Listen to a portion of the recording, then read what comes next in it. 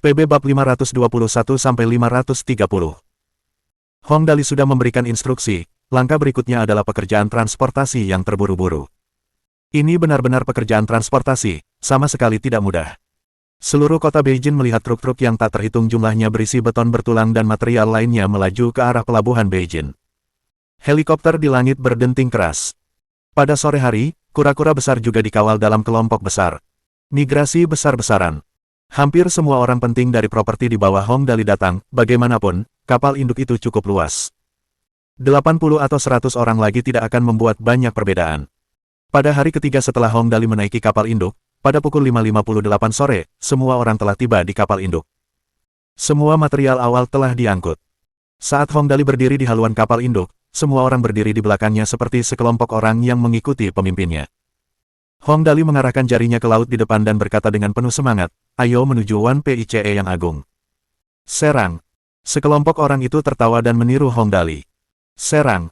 Maka, anak kecil yang hilang itu pun meninggalkan Beijing dan mengambil langkah besar menuju panggung dunia yang besar. Shanghai Tianhai, di apartemen rahasia Shiroishi Kazuma. Setelah beberapa lama berlatih, kesehatan Shiroishi Kazuma sudah mulai pulih. Ia terlihat jauh lebih baik dari sebelumnya. Dalam pertarungan dengan Hong Dali dengan pedang spiritual, Shiroishi Kazuma terluka parah. Namun, jelas bahwa ia belajar dari kesalahannya. Karena ia pernah gagal sekali, yang ia pelajari adalah untuk lebih memperhatikan gerakan Hong Dali, ia tidak akan melakukan kesalahan yang sama 2 kali. Tuan Shiroishi, semuanya sudah dipersiapkan. Ayah Qian Yujin, Qian Guangzhou, duduk di sofa. Ia menyeruput tehnya sambil bertanya, "Kapan kita akan bertindak?" Sejujurnya, saya mulai sedikit tidak sabar. Kurangnya kesabaran dalam hal-hal kecil akan mengacaukan rencana besar. Shiroishi Kazuma memejamkan mata dan berkata perlahan, "Kali ini, kita harus memastikan bahwa kita sudah sepenuhnya siap sebelum mengambil tindakan apapun, kita harus segera membunuhnya, kita tidak boleh memberi Hong Weiguo kesempatan untuk melakukan serangan balik." Setidaknya 3/4 anggota Kamar Dagang telah setuju untuk memakzulkan Hong Weiguo.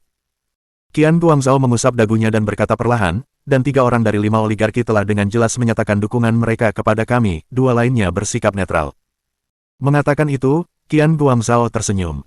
"Sejujurnya, pengaruh konglomerat Toyota sungguh luar biasa, saya iri padanya. Untuk dapat menarik begitu banyak orang ke pihaknya, Toyota Conglomerate telah melakukan usaha yang cukup besar. Sebenarnya, dengan aset konglomerat Toyota yang mencapai hampir 200 miliar dolar AS, keluarga Hong tidak perlu diganggu. Bagaimanapun, keluarga Hong mungkin memiliki cukup banyak uang dan hubungan yang mapan, tetapi mereka tidak sebanding dengan keluarga kelas dunia konglomerat Toyota. Masalah sebenarnya ada pada Hong Dali. Keberuntungan anak yang hilang ini begitu baik hingga mengkhawatirkan. Dengan strategi Shiroishi Kazuma, yang bertentangan dengan keberuntungan Hong Dali yang tak terkalahkan, ia hanya bisa menundukkan kepalanya. Tidak mengherankan jika konglomerat Toyota bersedia membayar harga semahal itu untuk menyingkirkan keluarga Hong. Tidaklah berlebihan jika dikatakan bahwa untuk pertemuan Kamar Dagang Sumber Daya kali ini, konglomerat Toyota telah menghabiskan hingga 10 miliar dolar AS untuk menyuap anggota dan eksekutif. Kelihatannya banyak, tapi Shiroishi Kazuma pikir itu sungguh setimpal. Hal yang paling krusial adalah kebencian antara keluarga Hong dan konglomerat Toyota. Begitu keluarga Hong bangkit, perang antara kedua belah pihak tidak dapat dihindari.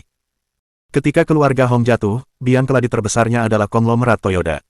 Dalam perang itu, 8 atau 9 dari 10 elit keluarga Hong tewas.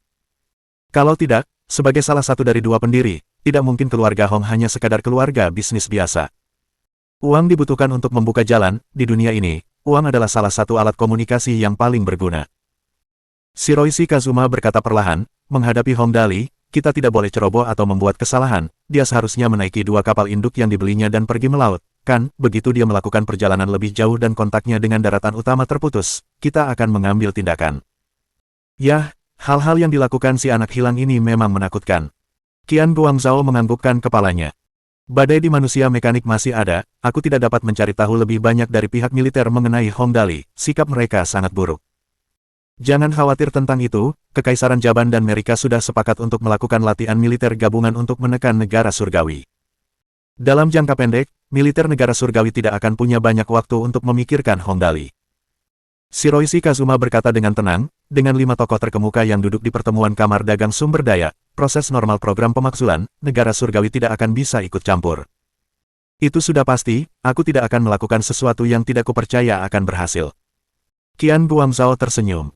"Itu saja, Tuan Shiroishi, semuanya sudah dipersiapkan, kita tunggu saja aba-abamu, aku pergi dulu. Oke, tidak masalah. Setelah Qian Guangzhou pergi, Shiroishi Kazuma sendirian di ruangan itu.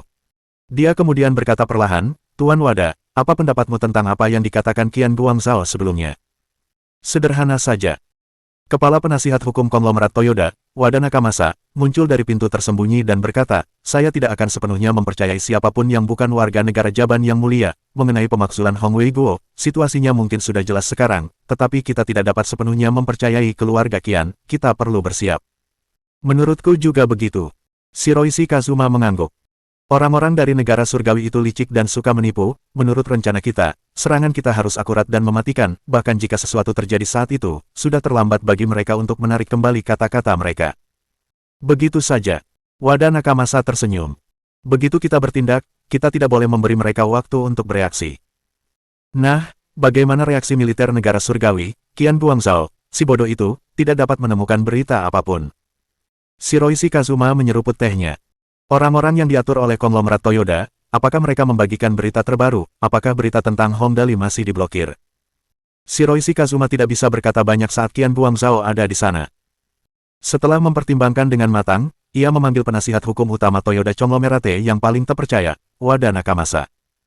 Sebagai penasihat hukum utama, Wada Nakamasa memikirkan semuanya dengan sangat matang. Diskusi dengannya sama sekali berbeda. Perintah blokade.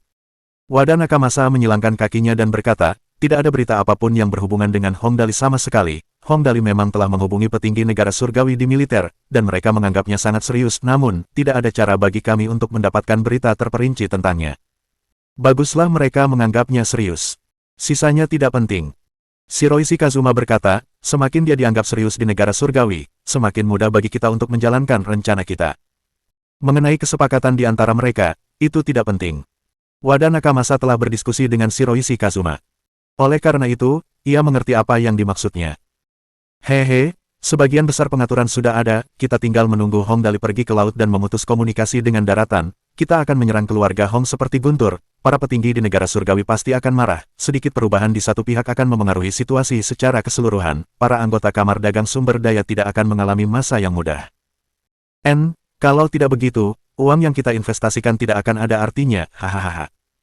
Shiroishi Kazuma tertawa terbahak-bahak. Hong Dali tidak buruk sebagai sekering. Kebenaran akhirnya terungkap.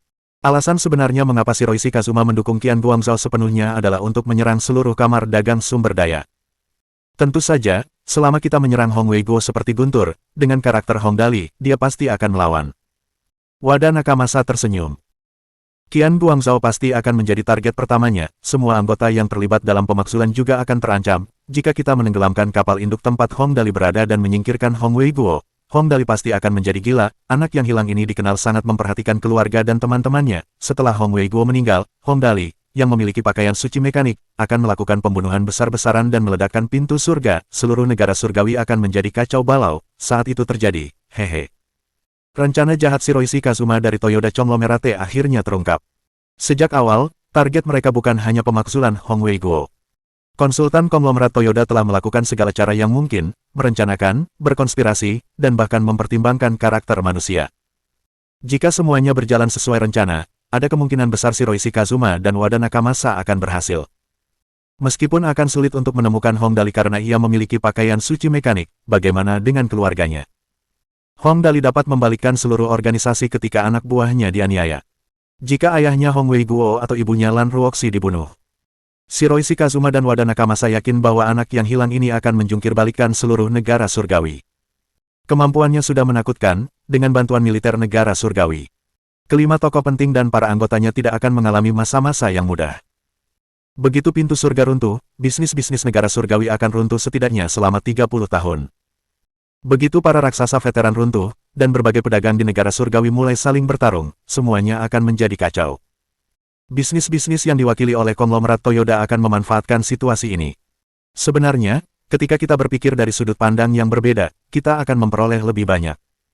Shiroishi Kazuma tersenyum tipis dan mengangkat cangkir tehnya. Untuk kesuksesan kita di masa depan, bersulang. Keduanya telah menyusun rencana mereka dengan hati-hati, tetapi di pintu surga. Bab 522. Pertemuan para raja. Pintu surga, tingkat atas, ruang konferensi besar. Tepat pada saat itu, di ruang konferensi besar paling mewah di Door to Heaven yang luasnya lebih dari 600 meter persegi, duduk 5 orang. Sun Yuanzu secara mengejutkan berada di antara kelima orang tersebut. Namun, ia hanya duduk di posisi paling bawah. Identitas keempat orang lainnya akan segera terungkap. Kelima tokoh terkemuka, masing-masing memiliki kekuasaan dan kekayaan tak terukur serta kemampuan mengendalikan hampir segalanya di negara surgawi. Semuanya hadir. Ada nama khusus untuk pertemuan semacam itu. Pertemuan para magnate. Yuanzu, bagaimana keadaanmu sekarang? Salah satu dari mereka adalah seorang pria parubaya berusia 50-an. Dia tampak sangat biasa dengan singlet putih kebesaran dan celana pendek yang biasa dibeli di kios pinggir jalan. Mengenakan sepasang sandal plastik tebal, dengan satu kaki di atas meja konferensi, dia berkata, kali ini kita membuat langkah besar, tidak seorang pun boleh membuat kesalahan. Orang yang berbicara adalah Wen Jianan, CEO Jianan Real Estate, sebuah konsorsium raksasa di Tiongkok.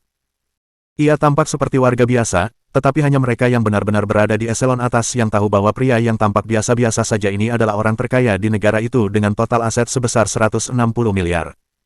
Semuanya berjalan baik saat ini. Sun Yuanzu berkata sambil tersenyum menanggapi Wen Jianan. Anggota lingkaran dalam sangat mudah ditipu, ketika mereka mendengar bahwa 3 dari kami mendukung Qian Guangzhou, mereka semua berjanji untuk memaksulkan Hong Wei Guo ketika saatnya tiba. Ya, pemaksulan Hong Wei Guo adalah langkah terpenting dalam rencana kita.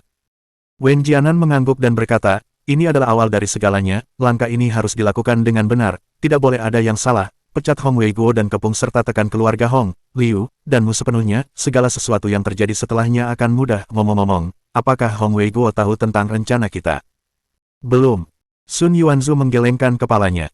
Lebih baik jika hanya kita berlima yang tahu tentang masalah ini, paling-paling, satu-satunya orang yang tahu adalah Kepala Biro, Wudi, tidak ada orang lain yang tahu tentang masalah ini. Ya, masalah rahasia tidak boleh diketahui orang ketiga.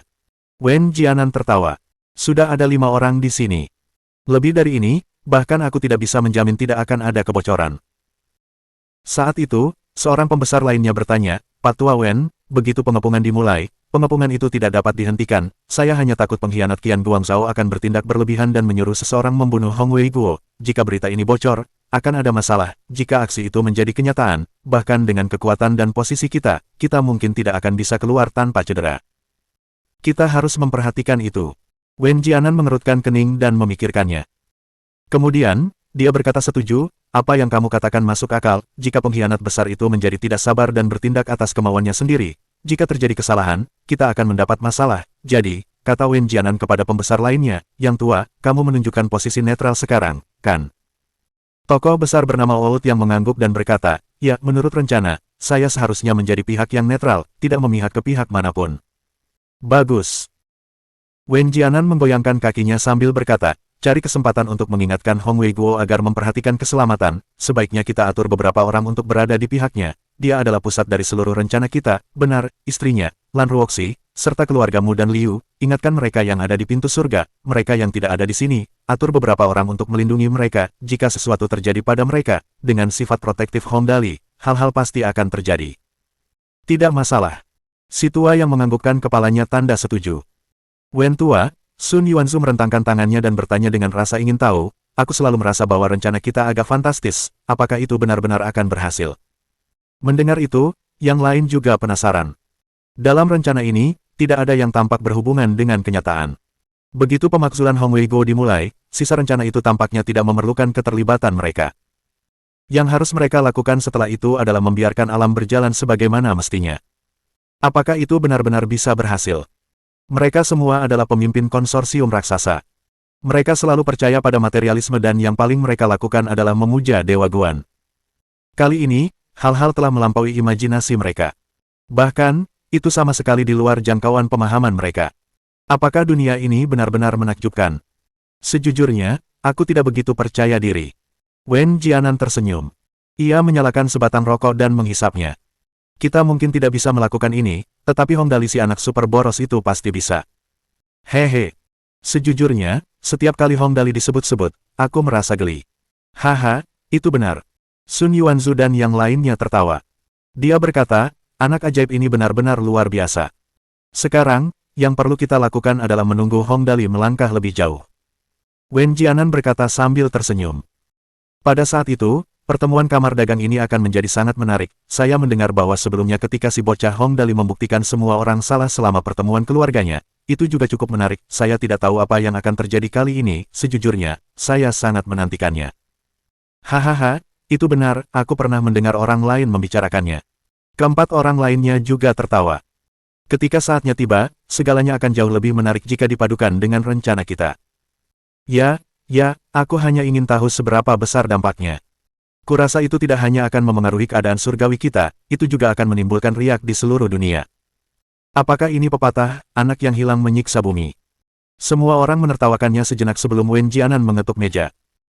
Baiklah, mari kita bersiap sekarang, ingatlah bahwa segala sesuatu bisa salah, hanya mereka yang berada di sisi Hong Dali yang aman, semua orang harus memastikan mereka tetap aman. Bocah itu sangat protektif terhadap orang-orang di sekitarnya. Ketika Yuan Zhu memprovokasi Hong Wei Guo sebelumnya, pedang spiritual hancur hanya dalam beberapa hari. Kali ini kita tidak hanya memprovokasi mereka, kita menari di ujung bilah pedang. Jika terjadi kesalahan, itu bukan hanya masalah kecil kehilangan beberapa miliar yuan. Ya, mengerti, ya, kita harus berhati-hati. Merika, Gedung Heksagon. Menteri Salon, menurut berita terbaru, Hong Dali telah membawa kapal induk ke laut, saat ini dia berada di Laut Kuning. Di kantor Salon, sekretaris wanita yang baru melaporkan berita terbaru. Setelah kejadian aneh yang terjadi sebelumnya, Salon masih merasakan rasa yang tidak biasa di mulutnya. Itulah sebabnya jus lemon kini menjadi favoritnya. Baiklah, kamu boleh pergi, kami akan mempelajarinya terlebih dahulu. Setelah sekretaris itu pergi, Menteri Pertahanan Nasional Itra bersandar di sofa dan memeluk dirinya sendiri, sambil berkata, Hong Dali masih menjalani kehidupan yang baik saat ini, bajingan itu mendapat beberapa keuntungan tak terduga setiap kali dia melakukan sesuatu, aku benar-benar ingin membunuhnya sekarang, masalahnya adalah mereka belum meninggalkan perairan negara surgawi, jadi sulit bagiku untuk bertindak. Itu tidak penting. Salon menyesap jus lemon lagi. Dia berkata, cepat atau lambat, dia akan meninggalkan perairan mereka, bocah ini tidak pernah menghitung atau memanipulasi dan akan pergi kemanapun yang menurutnya menyenangkan. Dia jelas tidak hanya berencana untuk berlayar di sekitar negara surgawi, saya pikir tidak akan lama sebelum dia meninggalkan perairan negara surgawi, di laut, bahkan jika pakaian suci mekaniknya kuat, itu tidak akan menjadi masalah, dia tidak bisa terbang, bagaimanapun juga. Ya, benar. Itra berpikir sejenak dan tiba-tiba bertanya, oh benar, apakah orang-orang kita berhasil menghubungi tentara bayaran itu? Sudah dihubungi.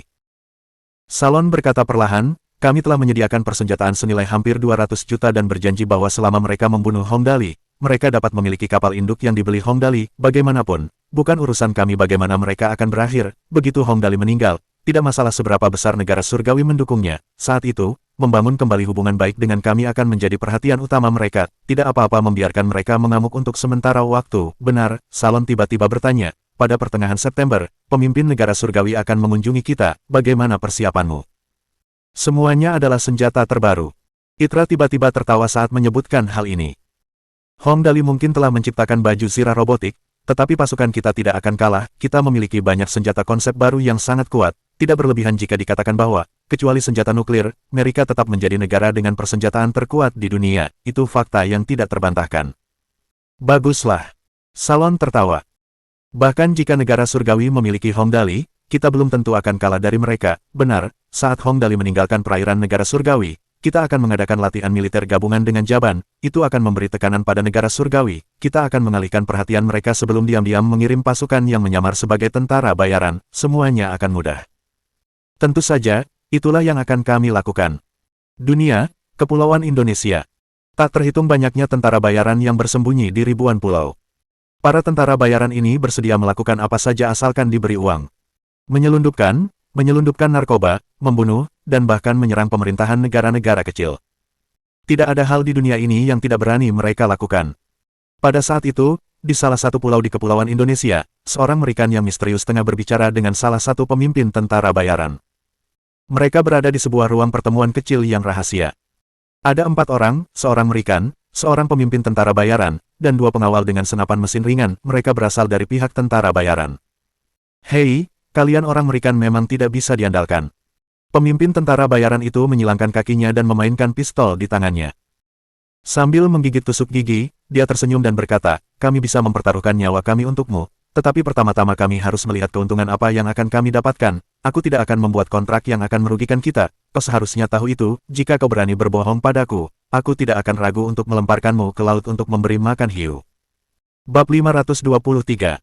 Permainan baru kakak Dali. Ah, jangan terlalu bersemangat, Tuan. Si Merikan tersenyum dan mengangkat tangannya sebagai isyarat ketulusan. Lihat, aku tidak membawa apapun, tetapi kau punya pistol dan peluru, kau bisa tenang. Baiklah. Pemimpin tentara bayaran itu memutar pistolnya 2 kali dan kemudian memasukkannya ke dalam saku celananya. Saya yakin Anda tulus. Sekarang, saya rasa sudah saatnya Anda memberitahu saya tentang manfaat yang Anda tawarkan kepada kami. Kata-kata indah tidak ada artinya di hadapan manfaat yang nyata. Suku Merikan tahu betul hal itu. Ia berkata kepada salah satu pengawal, bisakah kau membantu membawakan kotak yang kubawa, semua barang bagus ada di dalamnya. Ambillah, perintah pemimpin tentara bayaran itu. Tak lama kemudian, kotak itu pun dibawa masuk. Kotak itu besar, panjangnya hampir 1 meter. Ketika Merikan menerima kotak itu, mereka membukanya. Ketika pemimpin tentara bayaran itu melihat isi di dalamnya, dia langsung menarik napas dalam-dalam. Senapan tanpa penopang tipe selongsong depan Keltek RFB, senapan mesin ringan seri Chris Vector, senapan mesin sedang infanteri standar M240B, peluncur roket Smaude 83 mm. Setelah memasukkan semua senjata ke dalam kotak, Merikan tersenyum dan berkata, untuk kerjasama kita kali ini, kita dapat menyediakan cukup banyak senjata untuk mempersenjatai 1.000 orang, serta 100 juta dolar AS, bagaimana menurutmu? Pemimpin tentara bayaran itu menelan ludah. Setuju. Sangat membosankan. Di Big Fish, Hong merasa bosan dan berbaring di pangkuan Lin Yanwei di laboratorium sementara Lin Chuyin. Dia berkata, tidak ada yang menyenangkan untuk dilakukan, berlayar itu membosankan. Tidak heran ia merasa tertekan. Berlayar tampak menyenangkan, tetapi sebenarnya, tidak ada yang bisa dilihat di laut kecuali air. Kemanapun Anda memandang, semuanya tampak sama. Semuanya berwarna biru. Langitnya biru, lautnya biru, dan kapal induknya abu-abu, tidak ada yang lebih. Hei, Lin Chuyin tidak punya pikiran yang sama. Yang dia butuhkan hanyalah laboratoriumnya. Apakah kamu ingin membangun kapal selam? Jika kamu mau, aku bisa mempertimbangkan untuk mendesainnya. Oke, buat kapal selam. Hong Dali mengangguk lesu. Tiba-tiba, matanya berbinar dan dia berkata dengan penuh semangat, wahahaha, sekarang setelah kamu menyebutkannya, kamu telah mengingatkanku bahwa ada sesuatu yang menyenangkan untuk dilakukan di sini. Dali, apa yang kamu ingat? Tang Muxin menjadi bersemangat ketika mendengar Hong Dali mengatakan bahwa ada sesuatu yang menyenangkan untuk dilakukan. Apa yang menyenangkan di sana? Ikutlah denganku. Hong Dali meraih tangan Tang Muxin dan berlari keluar dengan gembira. Semuanya, ikutlah denganku juga, mari kita bersenang-senang, wahahaha. Semua teman sekelas Hong Dali berlarian saat mendengar dia mengatakan ada sesuatu yang menyenangkan untuk dilakukan. Kepala biro juga merasa penasaran dan mengikuti mereka. Dalam waktu sekitar 10 menit, sekitar 50 orang berkumpul di dek. Mereka semua menunggu Hong Dali untuk memberitahu mereka betapa menyenangkannya di sini. Lagi pula, dalam 2 hari sejak mereka berangkat ke laut, semua orang tidak melakukan apapun kecuali bermain mahjong dan poker. Lapangan sepak bola sedang dibangun, sekolah sedang dibangun, kolam renang pantai sedang dibangun. Semuanya masih dalam tahap pembangunan. Singkatnya, belum ada yang bisa digunakan. Tidak mengherankan semua orang penasaran dengan aktivitas menyenangkan yang dibicarakan Hong Dali. Kepala biro bertanya, nak, apa ide bagus yang kau punya? Tulang-tulangku yang tua hampir berkarat karena duduk berdiam diri selama 2 hari ini. Dia adalah kepala biro keamanan nasional. Meskipun tujuannya mengikuti Hong Dali adalah untuk melindunginya, apa yang bisa terjadi pada Hong Dali di sini? Jadi, selama Hong Dali baik-baik saja, kepala biro tidak perlu melakukan apapun. Karena kepala biro tidak perlu melakukan apapun, dia sangat bosan. Teman-teman sekelas Hong Dali berkumpul di satu sisi. Kakak Dali, apa yang menyenangkan di sana? Cepat, ceritakan kepada kami. Ya, semuanya sedang dalam pembangunan selama 2 hari ini, kita tidak bisa menyentuh apapun. Ya, kita akan berjamur jika tidak melakukan apa-apa. Semuanya, jangan cemas, hehe, ideku menggemparkan dan menyayat hati. Hong Dali berkata dengan bangga, mungkin butuh waktu, jadi semua orang harus bersabar, kalian hanya perlu bersabar, orang yang cemas tidak akan bisa makan tahu panas. Semua orang langsung terdiam, menunggu untuk mengetahui apa sebenarnya ide yang menggemparkan dan menyayat hati ini. Kau, ambilkan aku daging, aku ingin daging yang banyak. Hong Dali memberi instruksi kepada para antek. Ambillah yang banyak, bawa 20 atau 30 pon dulu. Ya, atas perintah Hong Dali, 3 antek laki-laki segera pergi untuk mengambil daging. Semua orang bingung. Kakak Dali bilang untuk mengambil daging, dan dagingnya pasti berdarah, apa situasinya sekarang, bagaimana aku tahu, apakah kita sedang mempersiapkan pesta barbeque di udara terbuka, kurasa itu mungkin. Lihat, kita berada di laut, matahari bersinar. Jika kita mendapatkan panggangan barbecue dan memanggang domba utuh atau semacamnya, kedengarannya juga cukup enak. Enak, barbecue, bir dingin, wah, air liurku menetes, tidur nyenyak setelah minum, itu akan luar biasa. Tak lama kemudian, saat teman-teman sekelasnya sedang berdebat, para antek mengeluarkan daging babi beku yang telah diangkut khusus ke dalam kapal induk. Ketiga antek itu masing-masing membawa setengah ekor babi dan menjatuhkannya di depan Hong Dali seolah-olah mereka sedang membawa kelinci. Tuan muda, dagingnya sudah ada di sini, apa yang akan kita lakukan dengan daging ini? Apakah Anda ingin menusuknya? Babi-babi ini diberi makan ginseng oleh orang-orang di sekolah kuliner Lansiang baru, rasanya benar-benar kelas 1. Mulut kepala biro menganga saat dia mendengarkan mereka. Sekolah kuliner Lansiang baru sekarang memberi makan babi dengan ginseng. Ya, lumayan. Hong Dali memperhatikan dengan saksama ketiga bagian babi itu dan mengangguk. Aitkan dan lemparkan ke dalam air, buang lebih jauh. Dali. Mata Tang Muxin terbuka lebar. Kamu tidak berpikir untuk menangkap hiu. Tang Muxin tidak dapat memikirkan hal lain untuk dilakukan dengan daging babi berdarah yang akan dibuang ke laut kecuali menangkap hiu. Semua teman sekelas juga penasaran. Apakah Kakak Dali berencana untuk memancing hiu, memakan sirip hiu? Tidak mungkin, meskipun Kakak Dali tidak menghindari makan daging, dia tidak pernah berinisiatif untuk membunuh. Iya, aku juga tidak yakin apa yang sedang terjadi. Kepala biro bertanya, bocah, kau berencana menarik hiu dengan daging babi sialan ini, kau tidak berencana memakannya? Tentu saja tidak. Hong Dali mengangguk puas. Aku akan menunggangi hiu. Apa? Ketika semua orang mendengar Hong Dali mengatakan bahwa dia akan menunggangi hiu, semua mulut mereka ternganga karena terkejut. Hal menyenangkan yang dibicarakan Hong Dali adalah menunggangi hiu. Apakah hiu bisa ditunggangi? Apakah mereka menunggangi hiu atau memberi makan hiu? Kepala biro memegang erat lengan Hong Dali. Bocah, apa kau benar-benar yakin ingin menunggangi hiu? Itu hiu, itu bukan lumba-lumba. Apa kau salah mengira hiu dengan lumba-lumba? Tidak, bagaimana aku bisa mencampur adukkan mereka? Hong Dali berkata dengan galak, apakah kamu melihat lumba-lumba di sekitar sini? Jika kamu ingin menunggangi sesuatu, itu hanya hiu yang bisa kita tarik dengan dagingnya. Konon hiu memiliki indera penciuman yang sangat sensitif, mereka bisa mencium sesuatu dari jarak jauh. Oh, Lin Chuyin memberikan semua fakta ilmiah. Dia berkata, luas total membran penciuman hiu sepanjang 1 meter dapat mencapai 4.842 cm persegi, jadi indera penciuman hiu sangat sensitif, dan dapat mencium darah dari jarak beberapa kilometer. Ini bukan saat yang tepat untuk memperkenalkan kehebatan penciuman hiu. Tang Muxin memeluk Hong Dali erat-erat dari belakang. Dali, beritahu kami jika ada sesuatu yang mengganggumu, jangan lakukan ini, kamu akan dimakan oleh hiu.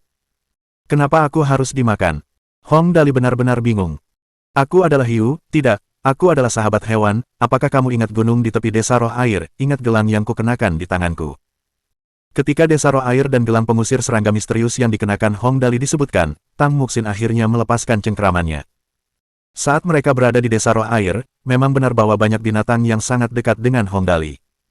Gelang kayu itu diberikan kepadanya oleh seekor monyet yang tampak seperti sedang memberikan persembahan. Namun, monyet dan beruang adalah mamalia. Setidaknya, mereka sedikit lebih cerdas. Ini adalah hiu. Bagaimana jika daging babi yang diberi makan ginseng ini menarik hiu putih besar yang paling menakutkan? Bahkan jika Hong Dali dekat dengan hewan, apakah itu akan berhasil dengan hiu? Mari kita asumsikan kamu adalah sahabat hewan. Tang Muxin berpikir sejenak. Kita tetap harus menjamin keselamatanmu, itu hiu, bukan hewan kecil, kalau menyerang, akan serius, jadi demi asuransi, Tang Muxin mencoba sekali lagi untuk menghentikannya. Kamu harus menguji dulu untuk melihat apakah hiu mau mendengarkanmu.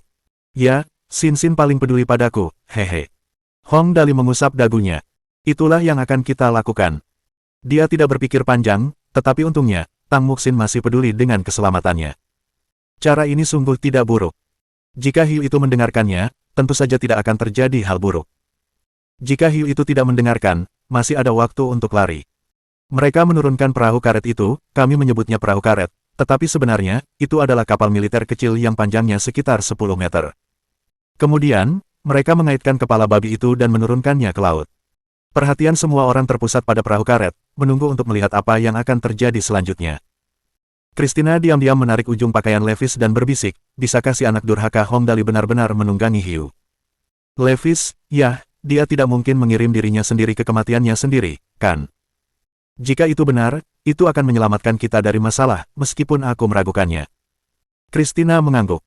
Menurutku juga begitu, meskipun dia sembrono seperti yang digosipkan, menurutku dia tidak akan bercanda dengan hidupnya sendiri, mungkin dia benar-benar ingin menunggangi Hiu. Di sisi lain, Lucifer mengintip Lin Chuyin sambil menunggu dengan mata terbelalak saat Hong Dali menunggangi Hiu. Sebenarnya, Lucifer pernah melihat Lin Chuyin sebelumnya dan langsung jatuh cinta padanya. Dia memujanya seperti dewi bagi kutu buku.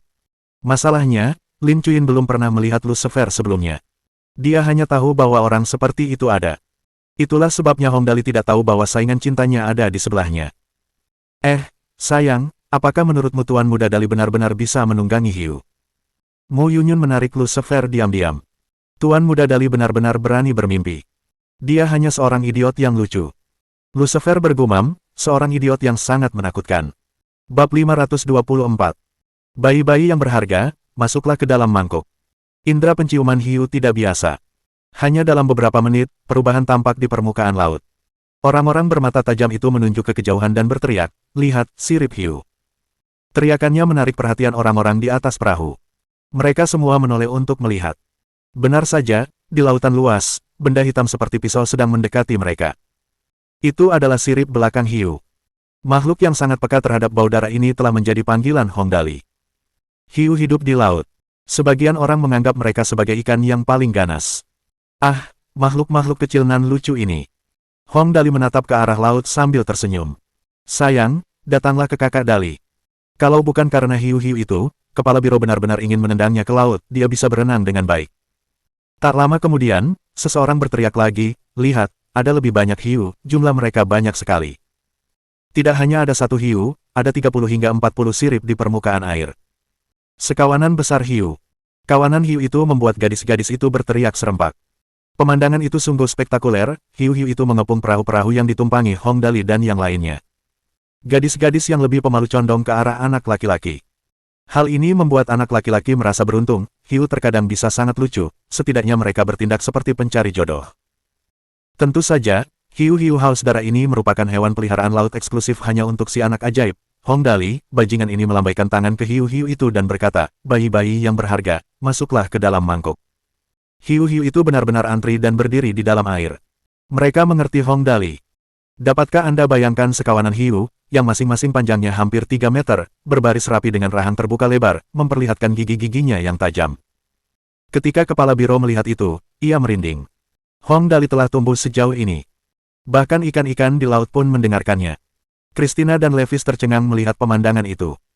Levis menarik lengan Christina diam-diam dan berbisik, "Sepertinya kita benar untuk tidak mengambil tindakan, aku berpikir untuk melemparkan anak yang hilang itu ke laut untuk memberi makan hiu, sepertinya, akulah yang akan memberi makan hiu itu." Christina mengangguk dan berbisik, "Mari kita terus amati dia, markas besar jelas-jelas meremehkan anak yang hilang ini, dengan kemampuannya, hadiahnya setidaknya $1 miliar AS. Ya. Levis berkata dengan lembut, "Kedua orang yang datang untuk membunuhnya, mungkinkah mereka dibunuh oleh binatang? Aku selalu mengira kematian mereka adalah misteri." Melihat pemandangan di hadapannya, dia menggigil. Membayangkan dicabik-cabik oleh 30 hingga 40 hiu, membuat orang merinding memikirkannya. Lucifer ketakutan dan tidak bisa bergerak. Dia tahu Hong Dali menyukai binatang dan sangat dekat dengan mereka. Memelihara anjing, harimau, panda. Namun dia tidak pernah menyangka Hong Dali akan memanggil hiu. Hiu bagaikan perahu motor di laut.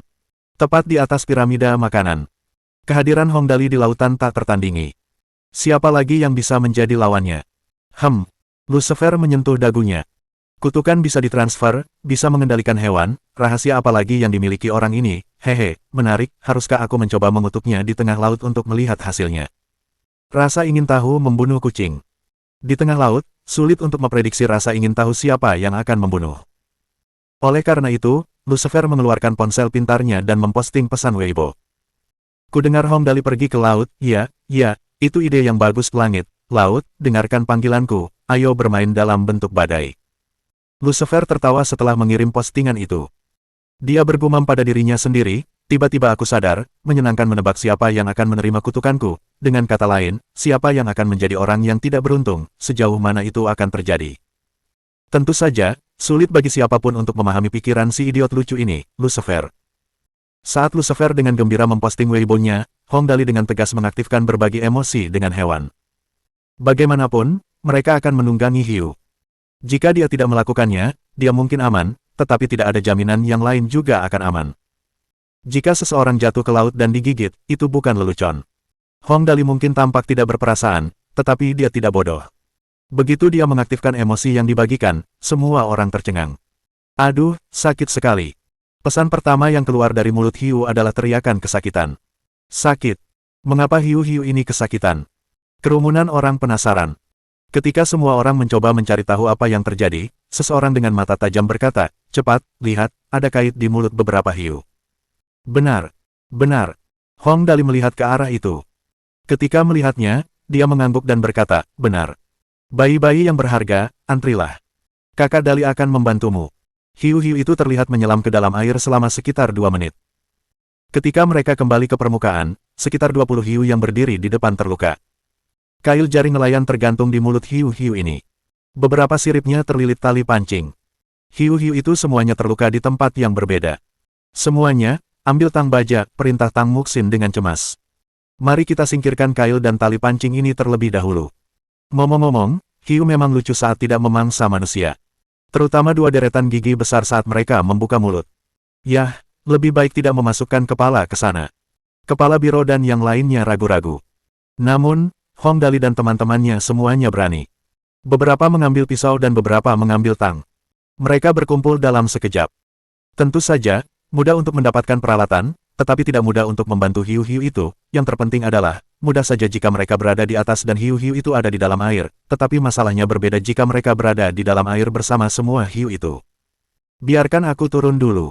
Demi keselamatan Hong Dali, Kepala Biro memutuskan untuk menguji keadaan terlebih dahulu. Tunggu aku di sini, setelah aku yakin semuanya aman, kalian semua bisa turun. Keberanian yang luar biasa. Semua orang tersentuh. Liang berteriak, "Kepala Biro, Anda adalah orang yang sangat penting, bagaimana mungkin Anda menjadi orang yang menguji keadaan, lepaskan saya." Omong kosong, hidup semua orang penting, hidupku tidak lebih penting daripada hidup orang lain, bawakan aku pakaian selam. Kepala Biro menatap Hong Dali dengan saksama dan menarik napas dalam-dalam. "Bajingan, hidupku ada di tanganmu." Sebelum dia selesai berbicara, Hong Dali tertawa dan melompat turun dengan tang. Putong. Dia kemudian muncul dari air. "Lihat betapa takutnya kamu, hahaha, bayi-bayi ini berperilaku sangat baik, tunggu aku." Dali. Semua orang terkejut. Tang Muxin berteriak, "Kamu serius?" "Tentu saja aku serius, kenapa aku harus berpura-pura?" Hong Dali tertawa dan memeluk seekor hiu. "Ayo, kita berfoto bersama." Sungguh menakjubkan bahwa hiu itu mengerti Hong Dali. Ia bahkan mencondongkan tubuhnya lebih dekat ke Hong Dali dan membuka mulutnya, memperlihatkan deretan gigi tajam yang menakutkan. Kerumunan orang mengeluarkan ponsel pintar mereka untuk mengambil foto. Maka, dalam sejarah umat manusia, muncullah foto manusia dan binatang yang paling berharga. Hong Dali tersenyum seperti bunga krisan yang sedang mekar, dan hiu itu juga memperlihatkan sedikit senyum ramah. Semua orang yakin, satu-satunya orang yang bisa berteman dengan hiu adalah Hong Dali. Kita anggap saja ini sebagai hari libur yang menyenangkan. Levis berkata dengan lembut, setidaknya untuk bajingan ini, aku tidak yakin akan berhasil sama sekali. Aku juga. Christina mengangguk. Dia terlalu ajaib, aku sangat penasaran, hal tak terduga apa lagi yang akan dia lakukan. Ini pasti hiu betina. Melihat Hong Dali selamat, Tang Muxin akhirnya merasa lega. Dia bahkan bercanda sambil mengambil foto. "Dali, hiu ini pasti jatuh cinta padamu, hehe. Aku tampan, ramah, dan gagah, wajar saja kalau jatuh cinta padaku." Hong Dali mengambil tang dan memotong tali pancing yang melilit sirip hiu. Ia menepuk kepala hiu. Oke, selanjutnya. Tepat saat dia melakukan itu, sistem tiba-tiba berbunyi.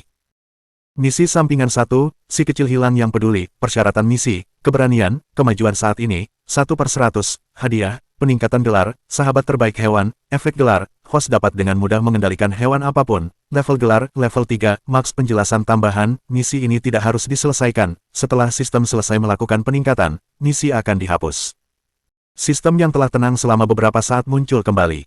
Misi si kecil hilang yang peduli untuk sistem si besar hilang adalah ini. Ini berarti, dengan mengabaikan bahaya yang terlibat saat membantu hewan, ia akan menjadi sahabat hewan yang sesungguhnya. Kalau dipikir-pikir, punya keberanian untuk terjun ke lautan yang penuh hiu bukanlah sesuatu yang bisa dilakukan siapapun. Wahahaha. Hong Dali sangat gembira. Jika dia menyelesaikan misi ini, level gelarnya akan mencapai level maksimal. Hewan-hewan di seluruh dunia akan menjadi sahabatnya. Wahahaha. Bab 525. Kendaraan baru kakak Dali. Semua orang melihat Hong Dali mengambang di antara kawanan besar hiu. Saat hiu-hiu itu mengitari Hong Dali, itu tampak menakutkan, namun menyenangkan, ini benar-benar menari di ujung bilah pisau. Tuan Muda Dali sungguh hebat, puji Mu Yunyun. Bagaimana dia bisa melakukan itu? Dasar idiot yang lucu. Lucifer menggelengkan kepalanya tanpa daya. Ia tersenyum dan berkata lembut, dasar idiot yang lucu yang tidak takut mati, sial, bahkan aku pun tersentuh. Mengatakan itu, Lucifer meraih tang dan melompat. Tuan Muda Dali, berikan aku satu. Dia langsung menyesal. Di udara. SHIT, aku baru sadar kalau aku tidak bisa berenang, Setiap orang. Tindakan Lucifer membuktikan satu hal kepada semua orang, satu hal yang sangat penting, saat ia jatuh ke dalam air, sebelum mereka melemparkan pelampung, Lucifer ditahan oleh hiu-hiu di permukaan. Hiu itu panjangnya sekitar 3 hingga 4 meter dan memiliki sirip punggung yang tajam. Lucifer menungganginya dan tampak cukup stabil. Itu menakutkan, kata Lucifer kaget. Kupikir aku akan tenggelam. Kepala Biro memegangi kepalanya, memang, teman seorang idiot yang lucu juga akan menjadi idiot yang lucu. Anak ini tidak takut dimakan hiu tetapi takut tenggelam. Dengan Lucifer yang menjadi contoh, orang banyak pun yakin, bukan hanya hiu-hiu itu tidak menggigit, mereka malah patuh. Kekuatan gelar Hong Dali sangat jelas. Umumnya, hewan tingkat tinggi lebih sulit dikendalikan. Mamalia dengan kecerdasan lebih tinggi biasanya membutuhkan lebih banyak waktu untuk berkomunikasi sebelum dapat dipahami. Sebagai perbandingan, hiu kurang cerdas. Oleh karena itu, lebih mudah berkomunikasi. Mereka hanya perlu diberi instruksi. Yang menjelaskan situasi berikut, sekelompok anak-anak yang ceria tertawa dan menunggangi punggung hiu sambil membantu hiu melepaskan kail dan tali pancing. Tak lama kemudian, mereka selesai menolong hiu-hiu itu. Semua orang asyik menunggangi hiu-hiu itu. Tiba-tiba, kepala Biro yang masih berada di atas perahu berteriak, dasar bajingan, hati-hati, ada benda raksasa di air yang muncul ke permukaan.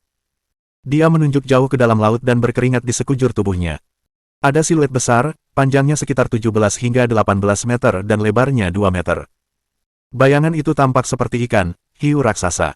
Itu hiu putih besar. Saat bayangan itu mendekati mereka, kepala Biro melihatnya dengan jelas.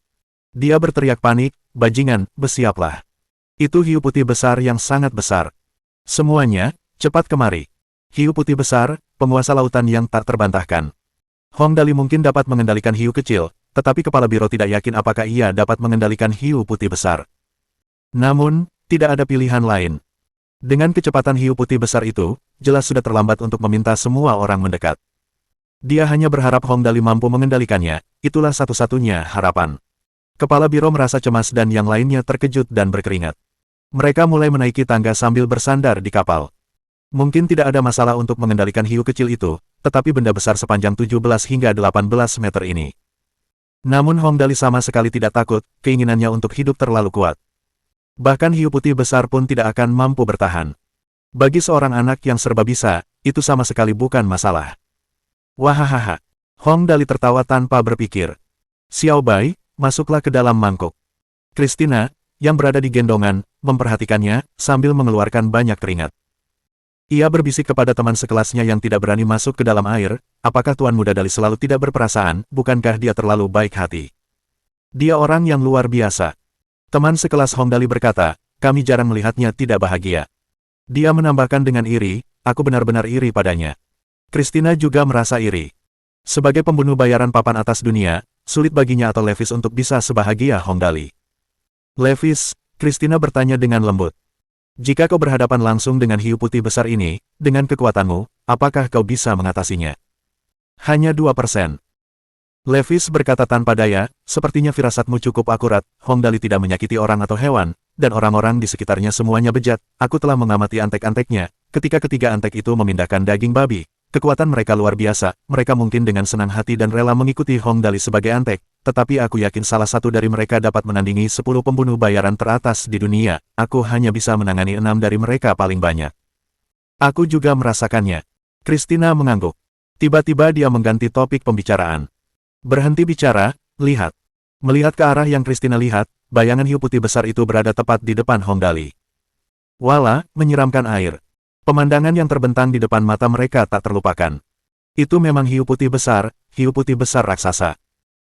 Hiu putih besar, juga dikenal sebagai hiu kanibal, hiu putih besar, karnivora besar yang suka menyerang, panjangnya bisa mencapai 6 hingga 7 meter, beratnya 3.200 kg, dengan tinggi maksimum 14 meter dan panjang gigi 10 cm. Hiu ini umumnya ditemukan di daerah tropis dan beriklim sedang di lautan dan umumnya hidup di daerah laut terbuka, tetapi seringkali memasuki perairan pedalaman.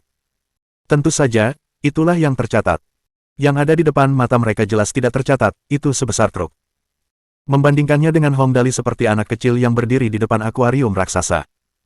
Jika ia memakan Hongdali, mungkin itu tidak akan cukup untuk mengisi giginya.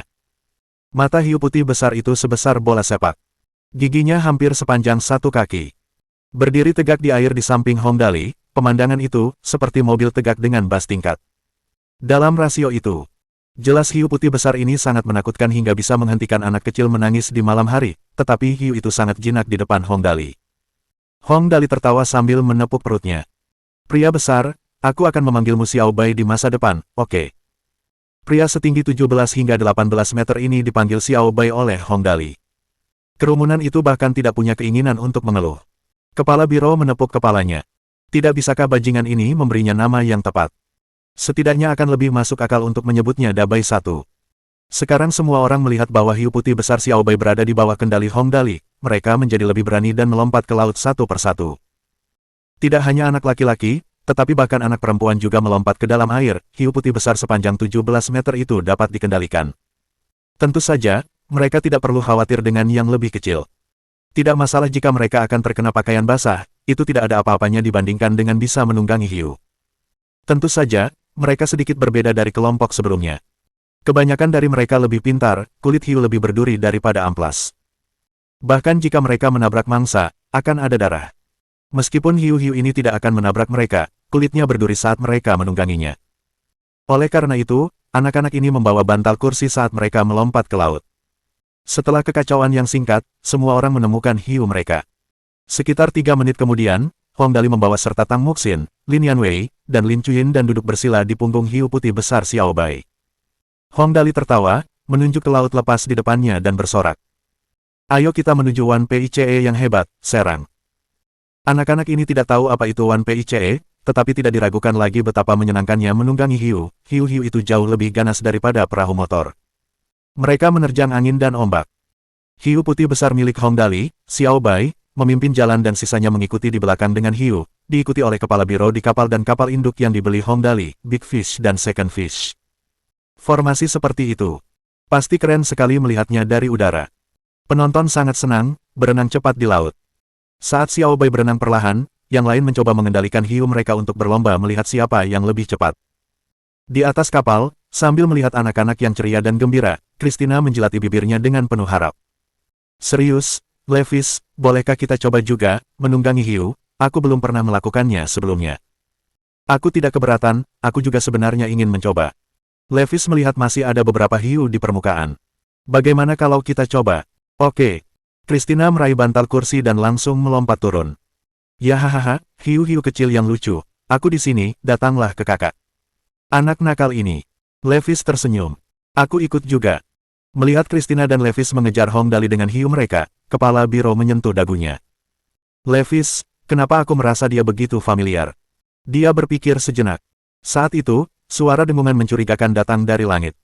Dengungan itu seperti serangga terbang, tetapi berkali-kali lebih keras. Aneh sekali. Ini. Kepala biro mendongak dan terkejut. Dia berteriak, Zhang Yi, dasar bajingan, kenapa kau ada di sini? Suara mendengung itu berasal dari belalang raksasa yang ditunggangi Zhang Yi sebelumnya. Adapun yang duduk di atas belalang itu pastilah Ratu Zerg Zhang Yi. Bab 526. Empat Raja, Bagian 1. Tak lama kemudian, Zhang Yi yang mengenakan gaun hitam kecil melompat dari belalang besar. Ia tersenyum dan berkata, "Oh, bos juga ada di sini, aku datang untuk mencari Hongdali." Di mana Hongdali? Dia sedang menunggangi hiu di sana. Kepala biro menunjuk Hongdali yang sedang duduk santai di atas hiu putih besar, Xiao Bai. Dia berkata, si bocah nakal itu mendapatkan hiu putih besar untuk ditunggangi, dan sekarang sedang bersenang-senang. Si bocah nakal ini bisa mengubah apapun menjadi permainan dan memainkannya untuk sementara waktu. Mungkin ia mendapat firasat atau mungkin mendengar kata-kata kepala biro. Kura-kura besar, yang tetap berada di kapal induk, tampak sangat tertekan. Ia berteriak 2 kali lalu melanjutkan tidurnya. Tentu saja kepala biro tidak dapat mendengarnya. Oh, adik kecil Dali sangat hebat.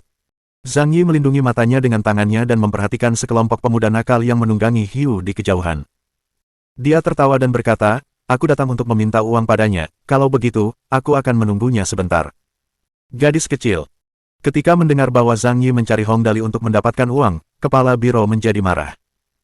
Apakah 30 juta yuan sebulan yang diberikan negara kepadamu tidak cukup, kamu masih perlu mencari Hong Dali untuk meminta lebih banyak uang? Kepala biro merasa kesal. Ia menyadari bahwa setiap orang yang berhubungan dengan Hong Dali menghabiskan terlalu banyak uang. Setiap orang menghabiskan lebih banyak uang daripada sebelumnya. Aku mudah lapar. Zhang Yi merasa kesal. Kau juga tahu, karena bentuk tubuhku, aku makan banyak, kalau tidak, aku akan sangat lapar. Dia tidak berbohong. Zhang Yi memiliki beberapa DNA serangga. DNA itu tidak memengaruhi penampilannya, tetapi DNA itu memberinya beberapa karakteristik serangga. Misalnya, dia selalu lapar bahkan setelah makan. Baiklah, aku tidak tahu berapa banyak uang lagi yang kau butuhkan untuk makan. Kepala biro berkata tanpa daya, kau bisa meminta uang pada Hong Dali saat dia kembali, jika masih belum cukup, mintalah dia untuk membantumu mengembangkan semacam makanan berenergi tinggi, makanan yang kau buat sendiri sepertinya tidak bekerja dengan baik, lagi pula, anak itu kaya, kau tidak perlu bersikap formal padanya. Apa yang dikatakan kepala biro itu ada benarnya. Hong Dali benar-benar cukup kaya untuk melawan negara sendirian. Hehe, baguslah kalau begitu. Zhang Yi berkata dengan manis, kalau begitu, bos, istirahatlah, aku akan mencoba menunggangi Hiu juga. Dia memberanikan diri dan melompat ke dalam air tanpa sepatah kata pun. Saat itu, ada seekor hiu di samping perahu. Zhang Yi dengan ringan naik ke atasnya dan duduk. Dia menunjuk ke depan dan berkata, ayo pergi. Bersikaplah baik atau aku akan mencabut semua gigimu. Hiu itu hanya bisa berenang maju dengan patuh. Sambil duduk di atas hiu, Zhang Yi merasa sangat puas dengan pengalamannya. Si kecil ini sebenarnya lucu, ia berenang cukup cepat, kalau ia bisa terbang, pasti lebih baik lagi, hehe, sepertinya akan sangat menyenangkan bergaul dengan Hong Dali. Zhang Yi berhasil menangkap makhluk paling menakutkan di laut ini, hiu putih besar, tanpa banyak usaha. Dia berteriak menyapa dari jauh, adik kecil Dali, aku di sini untuk bermain denganmu. Hong Dali menoleh dan melihat Zhang Yi mengenakan gaun hitam pendek. Dia hampir meneteskan air liur. Kakak Zhang Yi, hahaha, kenapa kau di sini? Kau kesini naik belalang besar, kalau kau kesini, biar aku coba naik. Zhang Yi dan Hong Dali saling menyapa. Christina dan Levis, yang sedang bersantai di atas hiu di dekatnya, melihat mereka saling menyapa. Tiba-tiba, mereka berdua mengangguk satu sama lain dan dengan cepat menunggangi hiu mereka menjauh dari kerumunan. Christina berkata, terkejut, Ratu Zer. Dia benar-benar mengenal Hong Dali. Ini makin rumit. Levis mengerutkan kening. Ia berbisik, bonus Ratu Zerg Zhang Yi di dunia pembunuh adalah 2 miliar dolar AS, masalahnya, tidak ada yang yakin bisa mengalahkannya, meskipun aku belum pernah mengalahkannya sebelumnya, aku tahu bahwa jika aku benar-benar bertemu dengannya, peluangku untuk berhasil hanya 40%. Yang penting dia bukan target kali ini. Christina memikirkannya dan berkata, Levis, bagaimana menurutmu, haruskah kita meninggalkan misi ini atau melanjutkannya? Bagaimana menurutmu? Levis berkata dengan lembut, aku selalu percaya pada instingmu, jika kau bilang menyerah, kami akan menyerah, jika menurutmu lebih baik melanjutkan, kami akan melanjutkan, bagaimanapun, 500 juta dolar AS bukanlah jumlah yang kecil, meskipun Zhang Yi kuat, misi kami bukanlah untuk membunuhnya. Biar kupikirkan baik-baik. Christina menarik napas dalam-dalam dan memejamkan matanya. Setelah beberapa lama, dia perlahan membuka matanya. Dia tidak langsung mengatakan apakah akan melanjutkan misi atau tidak. Sebaliknya, dia berkata, Levis, ingat Blood Demon yang mati. Blood Demon. Levis mengangguk. Red Spite J, apa yang terjadi padanya? Blood Demon menduduki peringkat keempat dalam daftar pembunuh dunia, dan nilainya mencapai 300 juta dolar AS. Christina berkata perlahan, menurutmu, apakah orang seperti itu akan mati dalam api? Ya, aku juga punya keraguan. Levis setuju. Dia adalah yang peringkatnya paling bawah dari 4 raja, tetapi keahliannya tidak terbantahkan, jika aku tidak menggunakan kemampuanku, aku pasti bukan tandingannya, meskipun Blood Demon adalah orang biasa, kekuatannya adalah dia sangat terampil dalam seni bela diri dan memiliki kemauan yang luar biasa untuk bertahan hidup, orang seperti itu mungkin sudah mati jika identitasnya terbongkar dan dia dikelilingi oleh pasukan, tetapi mati dalam api. Christina, bagaimana menurutmu? Aku punya firasat bahwa Blood Demon masih hidup, tetapi kemungkinan besar dia terlihat berbeda sekarang. Christina menatap Hong Dali yang polos yang sedang duduk di atas hiu putih besar di kejauhan. Dia berbisik, aku masih belum tahu apa yang ingin dia lakukan, tetapi aku yakin Blood Demon pasti baik-baik saja dan hidup sekarang. Christina menambahkan, orang-orang yang pernah berhubungan dengan Hong Dali akan mengalami beberapa perubahan, dan kita tidak terkecuali, setidaknya sekarang, aku merasa bahwa aku tidak benar-benar ingin membunuh siapapun. Hehe, Ratu Malam kita benar-benar merasa baik. Levis tersenyum. Ini benar-benar langka. Kau masih sama, Tyrant. Christina melotot ke arah Levis. Kau adalah kepala 4 raja, yang bernilai 1,5 miliar dolar AS, namun, kau masih belum memutuskan apakah akan membunuh Hong Dali atau tidak. Baiklah, kau tahu aku tidak pernah berhasil mengalahkanmu dalam pertengkaran. Levis mengangkat bahu. Sebagai partnerku selama bertahun-tahun, menurutmu apa yang harus kita lakukan sekarang? Apakah kita melanjutkan misi ini, atau kita tinggalkan saja? Tidak, jika Blood Demon masih hidup, Christina memeluk dirinya sendiri dan melirik Hong Dali. Menurutku, dengan karakter Hong Dali, bahkan jika dia benar-benar bertemu dengan Blood Demon, dia tidak akan menginginkan Blood Demon mati. Jadi sekarang, yang dapat kita simpulkan adalah kemungkinan besar Blood Demon mencoba membunuh Hong Dali tetapi tidak berhasil. Ya, kalau begitu Hong Dali cukup membeli Blood Demon. Levis mengangguk. Harga untuk membelinya termasuk membantu Blood Demon menjauh dari dunia pembunuh dengan memalsukan surat kematian, itu tidak akan sulit dilakukan Hong Dali. Kalau begitu, kemana Blood Demon akan pergi setelah dia punya wajah baru? Christina memejamkan matanya lagi. 2 menit kemudian, dia sampai pada kesimpulan akhir. Negara Jaban, kepala konglomerat Toyoda, Taro Gohon, kalau aku tidak salah, ini pasti target Blood Demon saat ini, itu juga alasan utama Hong Dali membantunya memutuskan hubungan dengan dunia pembunuh. Jika memang begitu, maksudmu adalah, Levis tiba-tiba tertawa. Kita bisa meninggalkan misi ini. Benar sekali. Christina juga tertawa. Jika Blood Demon membunuh Taro Gohon, misi kita dianggap selesai. Jika Taro Gohon mati, kita tidak akan mendapatkan hadiahnya, kita harus mengambil risiko yang terlalu besar untuk membunuh Hong Dali, yang tidak sepadan. Sebaliknya, saya merasa bahwa jika kita bisa mendapatkan sisi baik Hong Dali, kita memiliki prospek yang jauh lebih baik. Haha, itu bukan ide yang buruk. Levis tertawa terbahak-bahak. Sejujurnya, kamu bisa pergi ke rumahnya dan membantunya menghabiskan uang, aku pasti tidak akan keberatan. Kau bahkan tidak memenuhi syarat untuk merayuku, awas kakiku. Christina tertawa dan melotot ke arah Levis. Bukannya kau belum pernah memikirkannya sebelumnya, kau tahu apa yang akan terjadi. Levis menggelengkan kepalanya tak berdaya. Christina, sang Ratu Malam. Tingkat kengeriannya tidak akan terlihat kecuali dia dipaksa ke sudut. Orang-orang yang membuatnya marah kemungkinan besar akan menghilang dari muka bumi. Meskipun Levis adalah pemimpin 4 raja, dia juga tidak punya banyak kepercayaan diri untuk melawan Christina yang sedang marah. Baiklah, kau menang. Levis tersenyum. Apa yang harus kita lakukan sekarang? Kau selalu lebih pintar, aku akan menuruti apapun yang kau katakan. Apakah Anda kenal kepala biro di perahu karet itu?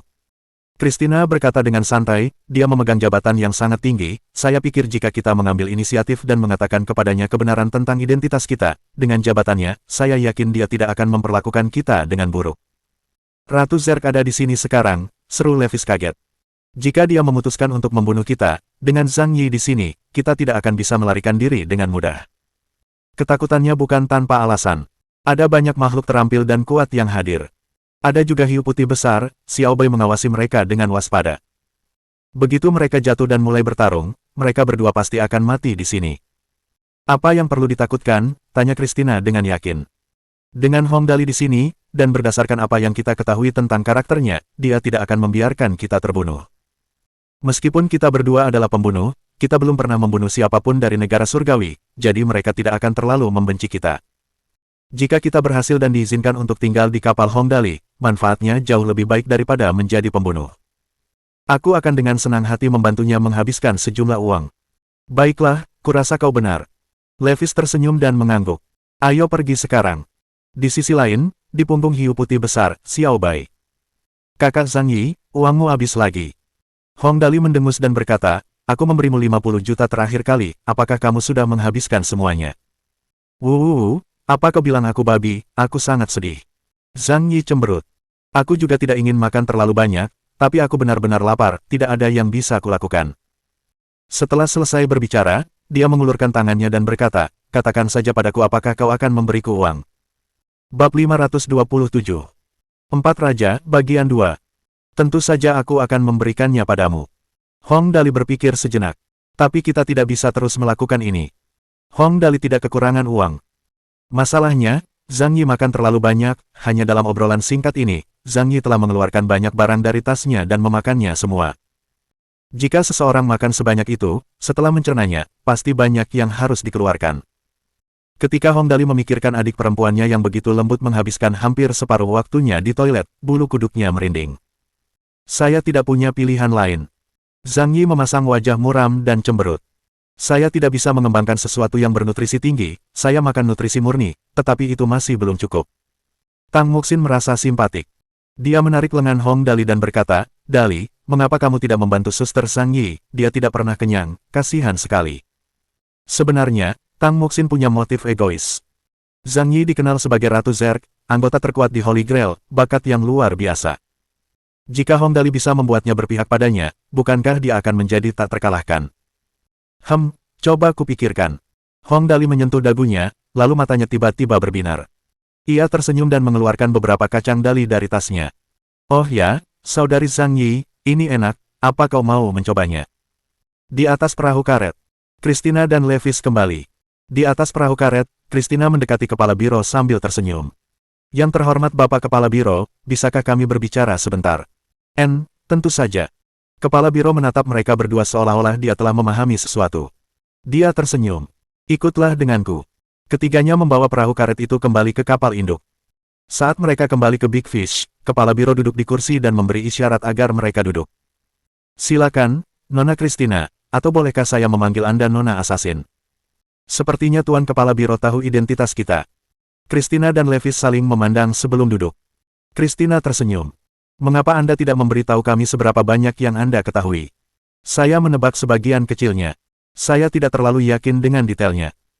Kepala biro mengangguk, menyilangkan kakinya, dan berkata perlahan, Nona Christina, yang sebelumnya dikenal sebagai Chris, Night Queen, menduduki peringkat kedua di dunia pembunuh bayaran, dengan hadiah 1,1 miliar dolar AS.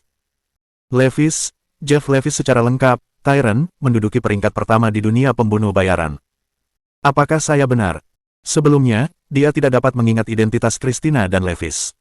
Namun, setelah Zhang Yi datang, dia tiba-tiba teringat bahwa keduanya mirip dengan Night Queen dan Tyrant di Empat Raja di dunia pembunuh. Ketika keduanya berinisiatif untuk mendekatinya, dia menjadi yakin. Pembunuh dalam pengertian umum merujuk pada serangan mematikan terhadap target atau kelompok, seperti keluarga, kelompok kecil dengan mencari kompensasi. Jenis tindakan ini dapat berupa serangan mematikan langsung terhadap target di mana target berada. Target biasanya adalah orang tertentu. Profesi ini telah ada sejak zaman kuno, dan di dunia pembunuh sungguhan, peringkat pembunuh juga ada. Namun karena ini adalah profesi berisiko tinggi, langkah pengamanannya ketat. Kepala biro telah mendapat kabar tentang keduanya dari Blood Demon Hong Dali. Karena Blood Demon bukan dari negara surgawi, dia tidak begitu fasih berbahasa dan tidak menggambarkan penampilan mereka dengan baik. Dia hanya menyebutkan bahwa Tyrant, Levis, sangat tinggi.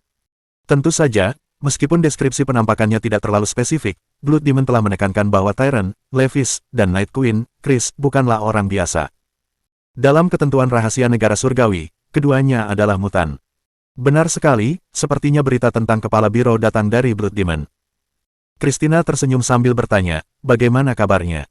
Dia seharusnya baik-baik saja. Karena dia memahami identitas mereka, itu mudah.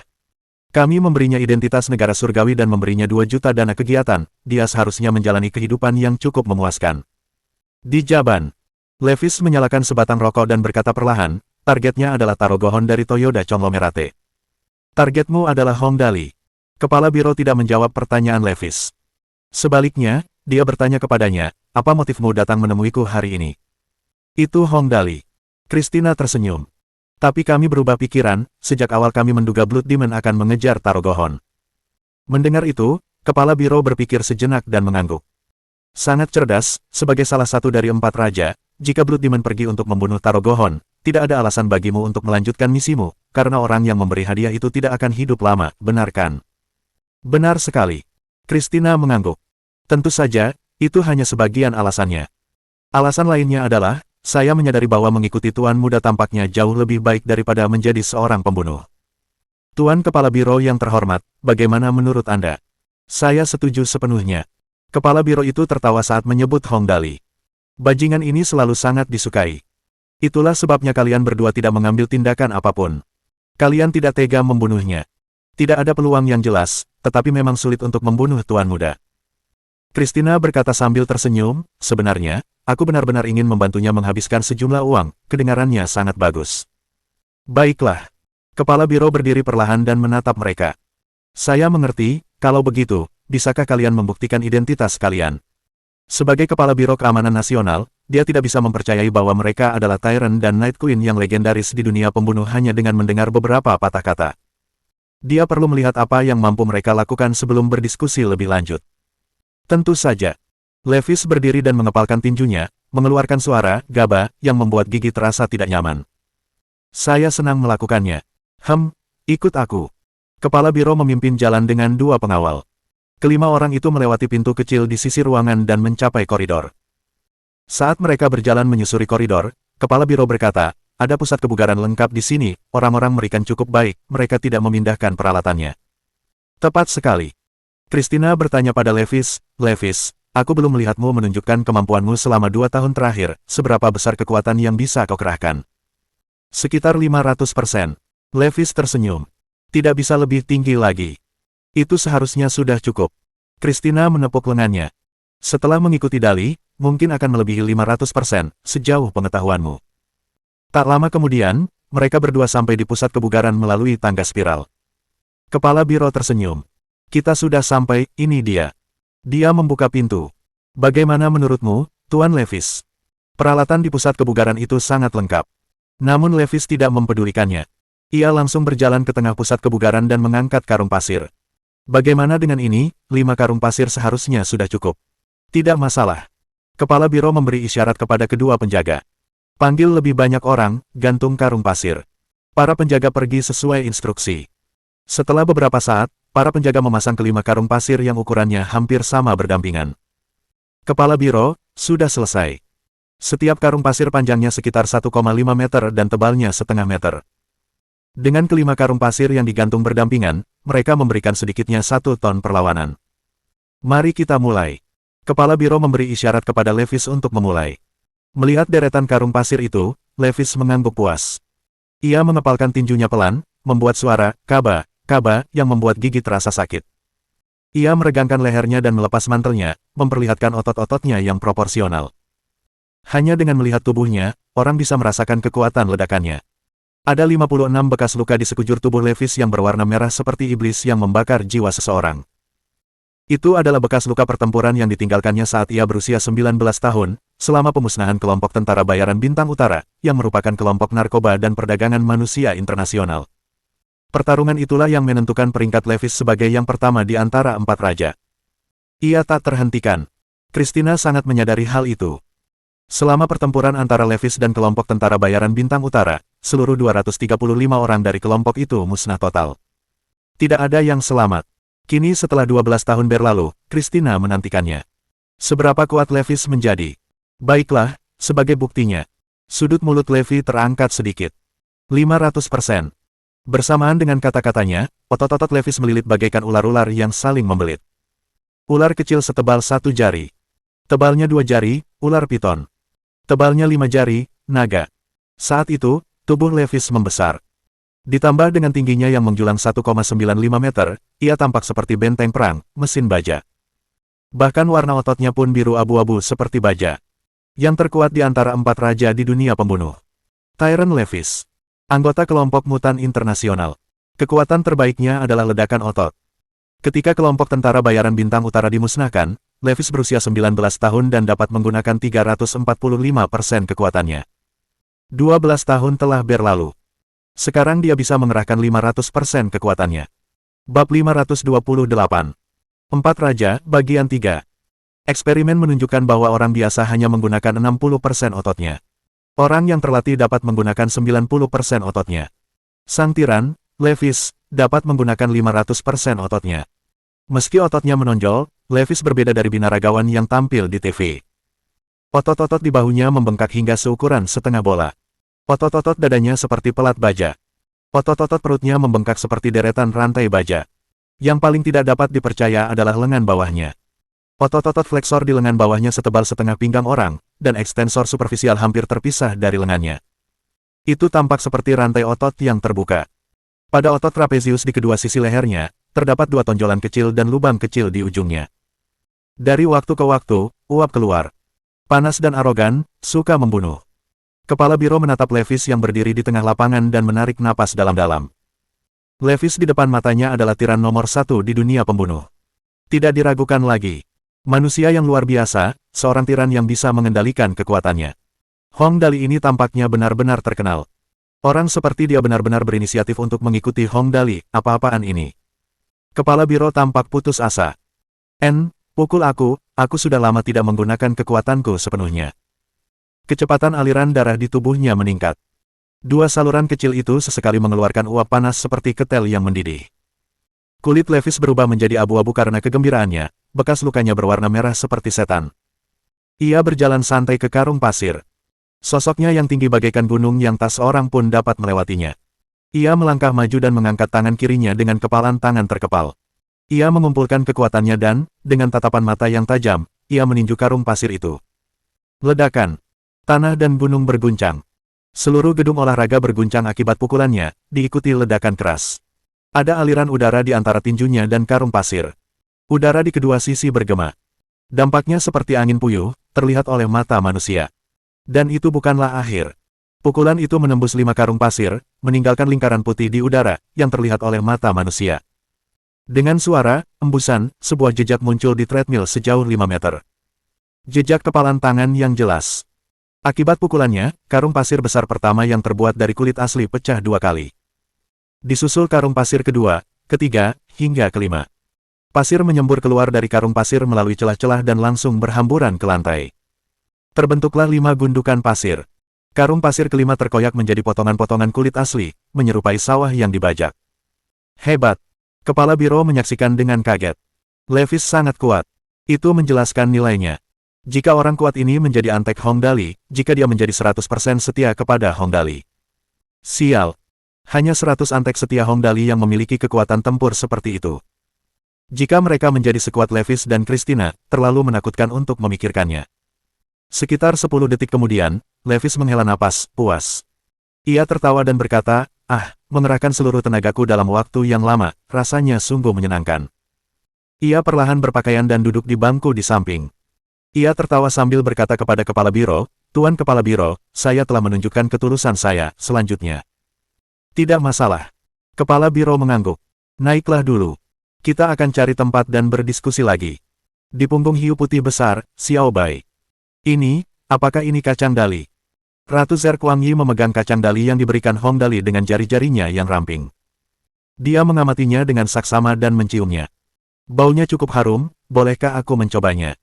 Tentu saja, ini lezat.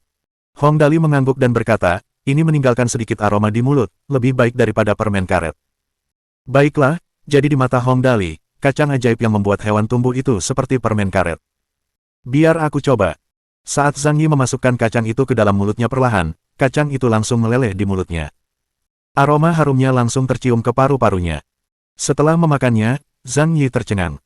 Setelah beberapa saat, wajah Zhang Yi yang awalnya putih berubah menjadi merah. Wajahnya memerah, lalu lehernya. Kemudian, tangannya pun membengkak. Napas Zhang Yi menjadi cepat. Tang Muxin dan yang lainnya menjadi pucat karena ketakutan. Tang Muxin berkata dengan cemas, Kakak Zhang Yi, apakah kamu baik-baik saja, apa yang terjadi padamu? Aku. Zhang Yi bergumam sebelum dia berlari keluar. Rasanya sangat nikmat, hehehe. Karena Zhang Yi dinobatkan sebagai Ratu Zerg, kemampuannya tentu tidak diragukan lagi. Setelah dia memakan kacang dali, mungkin ada semacam energi misterius di dalamnya yang setelah bersentuhan dengan gen serangga di tubuhnya membuatnya merasa sangat nyaman. Yang terpenting adalah, rasa laparnya telah hilang sepenuhnya. Tidak hanya rasa laparnya hilang, dia juga tidak merasa lapar sama sekali. Seolah-olah dia telah menyantap makanan bergizi yang mewah senilai 2 juta yuan. Wahahaha. Merasa gembira, Zhang Yi dengan bersemangat berlari menyeberangi lautan. Kecepatannya begitu cepat sehingga dia seperti sedang berjalan di atas air. Ketika kecepatan telah mencapai tingkat tertentu, seseorang benar-benar dapat berjalan di atas air, sama seperti ketika perahu motor tampak seperti mengapung di atas air. Tentu saja, Zhang Yi bukanlah perahu motor. Setelah berlari sekitar 50 hingga 60 meter, dia jatuh ke dalam air. Gulu, tolong, aku tidak bisa berenang, gulu. Hong Dali, Tang Muxin, Li Nianwei, Lin Chuyin. Dalam keadaan panik, Zhang Yi dijemput oleh seekor hiu. Meskipun menelan banyak air laut, Zhang Yi tidak keberatan sama sekali. Dia berbaring di punggung Xiao Bai, memulihkan diri sambil berkata dengan air mata mengalir di wajahnya, "Ini terasa sangat nikmat, aku sudah lama tidak merasa kenyang." Siapa sangka, anggota terkuat di Holy Grail, Ratu Zerg Zhang Yi, hanya ingin merasa kenyang. "Jangan khawatir, Suster Zhang Yi, aku punya banyak kacang dali, kalau kamu suka, aku bisa memberikannya kepadamu kapan saja." Hong Dali tidak terlalu memikirkan kacang dali. Lagi pula, dia selalu suka menyia-nyiakan. Hal-hal ini tidak penting baginya. Selama itu berguna. Benarkah? Zhang Yi menatap tas yang berisi kacang dali milik Hong Dali. "Kalau begitu, aku akan tinggal di sini, saat kita kembali ke daratan, aku akan memindahkan laboratorium ke sana." Pada saat itu, 3 anggota terkuat Holy Grail. Mekanik Gek Lin Chuyin, Malaikat Lucifer yang malang, Ratu Zerg Zhang Yi, bersatu kembali di samping Hong Dali. Lawan selalu bertemu, jika Anda tidur dengan anjing, Anda bangun dengan kutu. Teman-teman idiot yang lucu juga idiot yang lucu. Kapal induk Big Fish, di antara pulau-pulau. Kepala Biro duduk di ruang rapat kecil bersama Christina dan Levis. Kepala Biro mengenakan mantel panjang. Bersamaan dengan rahangnya yang tegas dan bersudut, ia tampak keren dan menawan. Seorang pria paling menarik di usia ini. Dalam kata-kata anak muda, luar biasa. Apa maksud kalian berdua adalah, kalian berniat untuk tetap bersama Hong Dali dalam jangka waktu yang lama. Kepala Biro menyeruput tehnya dan tersenyum. Sekarang setelah kebenaran terungkap bahwa Taro Gohon memiliki hubungan dengan Blood Demon, yang ingin ku ketahui adalah, apakah kalian tidak memiliki perasaan apapun terhadap Sand Eagle? Sejujurnya, Sand Eagle hanyalah tempat persinggahan. Sebagai salah satu dari 4 raja, Christina tentu saja tahu lebih banyak. Pimpinan Sand Eagle adalah Charles, dia bertugas mencarikan pekerjaan untuk para pembunuh. Singkatnya, dia menerima pekerjaan itu dan menghubungi kami membunuh dan mendapatkan hadiahnya, dia mendapat 10%. Sebenarnya, kami tidak begitu peduli dengan organisasi seperti itu, tapi... Kepala Biro berkata dengan suara berat. Sand Eagle telah mendapatkan pembunuh bayaran untuk membunuh beberapa anggota keluarga Hong, meskipun ini sudah lama sekali, kami tidak bisa membiarkannya begitu saja, saya tidak punya permintaan lain kecuali kepala Charles. Itu mudah. Levis berpikir sejenak. Aku akan mengurus Charles, tentu saja, Tuan Kepala Biro, aku yakin kau mengerti bahwa kami adalah pembunuh, kami tidak bekerja tanpa imbalan. Jika kau mengikuti Dali, kau tidak akan diperlakukan buruk. Kepala Biro tidak merasa tertekan mengenai hal itu. Aku akan menjaga identitasmu, mengenai yang lainnya, Dali akan menjagamu dengan baik. Saya puas dengan jawaban ini. Christina mengangguk. Kita bisa menjadi pengawalnya, sejujurnya. Saya bermaksud menenggelamkan kapal induk ini, namun, setelah saya mengetahui berbagai hal tentang Hong Dali, saya berubah pikiran, bagaimana kalau Anda menjadikan saya seorang selebriti? Itu adalah impian saya sejak saya masih muda, saya yakin Tuan Muda Dali akan mampu membuat saya populer. Kepala Biro itu menatap dengan mulut menganga. Ratu Kegelapan Christina yang legendaris, salah satu dari 4 raja di dunia pembunuh, ingin menjadi seorang selebriti. Seorang pembunuh yang ingin menjadi seorang selebriti, itu agak tidak terduga. Petik 2. Semua orang punya mimpi. Christina tersenyum. Saya juga manusia, saya tidak terkecuali. Tidak masalah. Kalau begitu, sudah beres. Kepala Biro mengangguk. Saya akan berangkat malam ini untuk mengatur semuanya. Saya serahkan Sand Eagle kepada kalian berdua. Bab 529. Persiapan akhir. Dalam 2 hari berikutnya, perubahan besar terjadi pada personel di sekitar Hong Dali. Pertama, Kepala Biro kembali ke daratan melalui helikopter pada malam hari. Ia langsung menuju Shanghai untuk membuat pengaturan. Kemudian, Christina dan Levis mengambil posisi sebagai pengawal pribadi Hong Dali. Bagi yang lain, biasanya seorang pria terampil bertindak sebagai pengawal bagi seorang wanita cantik. Namun dalam kasus Hong Dali, wanita cantik itu adalah pengawal. Itu adalah level yang sama sekali berbeda, seseorang tidak punya pilihan selain menerimanya. Selanjutnya, Ratu Zerg Zhang Yi menjadi pengikut setia Hong Dali, demi camilan Hong Dali. Zhang Yi adalah orang yang sangat terampil yang hanya memiliki peluang 40% untuk menang melawan Tyrant Levis. Pada akhirnya, dia dibeli oleh beberapa orang Dali saja. Jajaran pengawal Hong Dali kini luar biasa kuatnya. Ada 9 antek yang 100% setia dan memiliki semua atribut mereka semaksimal mungkin bagi manusia biasa, begitu pula Levis, Christina, dan Ratu Zerg Zhang Yi. Jika ada yang ingin mendekati Hong Dali sekarang, mereka akan membutuhkan pasukan. Tim teknisi yang dipimpin oleh Li Yuanshu juga telah mulai mengangkut semua jenis bahan bangunan ke kapal induk. Karena sekolah akan dibangun di atas laut, Li Yuanshu dan tim teknisi memeriksa rencana dengan saksama dan memutuskan bahwa karena sekolah akan dibangun terutama dengan baja, bagian depannya akan ditutupi dengan panel surya yang dibuat dengan teknologi terkini. Panel tersebut akan mampu mengubah sinar matahari menjadi listrik yang tersimpan dan juga mencegah bangunan menjadi panas karena sinar matahari. Jika tidak, dengan terik matahari yang menyinari struktur baja, suhu di dalamnya akan cukup panas untuk memasak telur. Lengan mekanis Running Dog telah menduplikasi 10 lengan itu sendiri. Bentuk dan penampilannya beragam. Meskipun penampilannya beragam, fungsinya lengkap dan identik. Tidak mungkin melihat perbedaan apapun di bagian luar kapal induk fiksi ilmiah Second Fish. Namun, berbagai macam material diangkut ke dalamnya. Tidak seorang pun tahu seperti apa bentuknya saat selesai. Shanghai Tianhai, di apartemen rahasia Shiroishi Kazuma. Qian Guangzhou dan Qian Yujin duduk di sofa. Qian Guangzhou tersenyum dan bertanya, Tuan Shiroishi, menurut berita terbaru, Hong Dali telah memasuki Laut Kuning, sekitar 200 km jauhnya dari daratan kita, itu dalam jarak yang sangat aman, kapan kita harus mengambil tindakan? Memasuki Laut Kuning, dalam jarak 200 km. Shiroishi Kazuma mengusap dagunya. Berikan aku petanya, biar aku lihat. Qian Yujin segera mengambil peta itu dan meletakkannya di atas meja.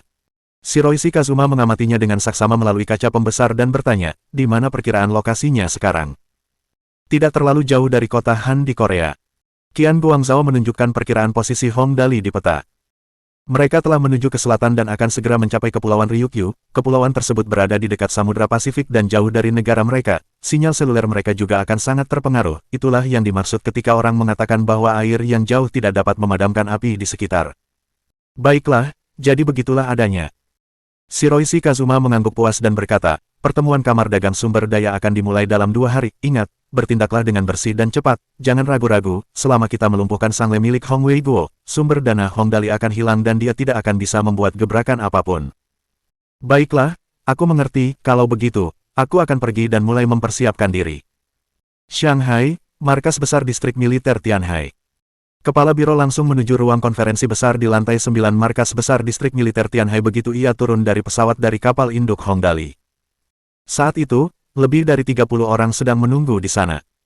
Semuanya adalah orang-orang berpangkat tinggi di distrik militer Tianhai. Beberapa dari mereka dipanggil dengan segera dari Tianjing. Semua ini untuk rencana yang akan mereka laksanakan. Karena semua orang sudah di sini, mari kita singkat cerita. Kepala biro langsung menuju podium ruang konferensi besar dan mengambil mikrofon.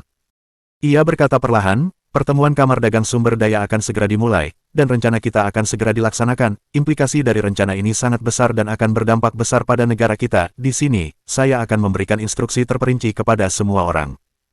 Seluruh ruang konferensi hening. Semua orang menunggu instruksi terakhir dari kepala biro. Hanya butuh waktu 1 bulan antara proposal awal dengan rencana aktual yang sedang dilaksanakan sekarang.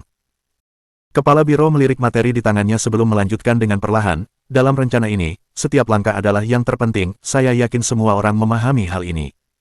Bahkan setelah dia mengatakan itu, seseorang masih merasa tidak nyaman.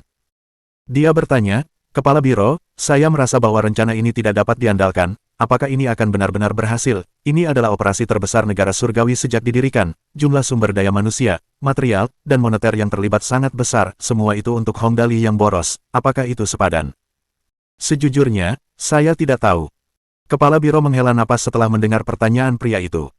Bos sangat bertekad, dia ingin mengambil risiko, sekali saja, jika berhasil, posisi negara surgawi kita di dunia akan setara dengan Amerika dan Eropa, jika gagal. Dia menatap semua orang yang hadir dan berkata dengan suara serius, kita akan kehilangan lebih dari 50 miliar. 50 miliar, itu jelas bukan jumlah yang sedikit. Bahkan jika negara surgawi memiliki tanah dan sumber daya yang cukup, 50 miliar yuan tidak boleh disia-siakan begitu saja. Masalahnya adalah bahwa kepala negara surgawi telah berbicara, jadi mereka hanya bisa mencoba yang terbaik untuk menyelesaikan semuanya. Baiklah, karena bos sudah bicara, semua orang saling memandang. Yang bisa kita lakukan adalah menyelesaikannya, apapun yang terjadi, lakukan saja semuanya dengan kemampuan terbaik kita, adapun sisanya, percayalah pada penilaian bos. Karena tidak ada yang bertanya, saya akan melanjutkan. Kepala biro memberi isyarat agar semua orang diam. Ketika semua orang sudah berhenti berbicara, Kepala biro berkata, langkah pertama dari operasi ini adalah yang paling penting, itu harus dilakukan dengan benar, tidak terlalu banyak dan tidak terlalu enteng, singkatnya, itu harus sangat nyata, tidak boleh ada yang palsu, Hong Wei Guo tidak boleh mengetahui bahwa sesuatu sedang terjadi. Seseorang di bawah bertanya, Kepala biro, Hong Weiguo adalah pemimpin keluarga Hong dan memiliki naluri yang luar biasa.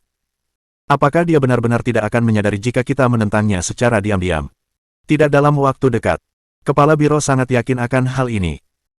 Hubungan kita dengan keluarga Hong sekarang cukup baik, bahkan jika dia menyadari ada yang tidak beres, itu hanya akan menjadi kecurigaan, dia tidak akan dapat memastikannya. Namun, semua orang harus ingat untuk tidak menghalangi semua jalan keluar, kalian harus meninggalkan jalan keluar, jika tidak, jika terjadi sesuatu, kitalah yang akan merasakan dampaknya. Apakah semua orang mengerti?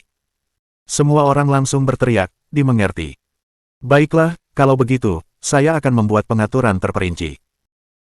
Dengan laporan di tangan, Kepala Biro berkata, pada rapat Kamar Dagang Sumber Daya, pertama-tama lakukan pemaksulan, lalu pengepungan. Saat ini, pencarian Sang Le merupakan bagian terbesar dari bisnis Hong Weiguo. Orang-orang dari Kamar Dagang Sumber Daya akan membantu dalam hal itu. Yang perlu kita lakukan adalah memastikan semua berita tentangnya diblokir dan dirahasiakan. Distrik militer Tianhai akan bertanggung jawab atas semua personel yang dibutuhkan. Ingat, sangat penting bagi Anda untuk mengisolasi wartawan dari penonton yang penasaran. Berita tentang semua yang terjadi setelah Hong Weiguo dimaksudkan harus benar-benar dirahasiakan. Apakah Anda mendengar saya?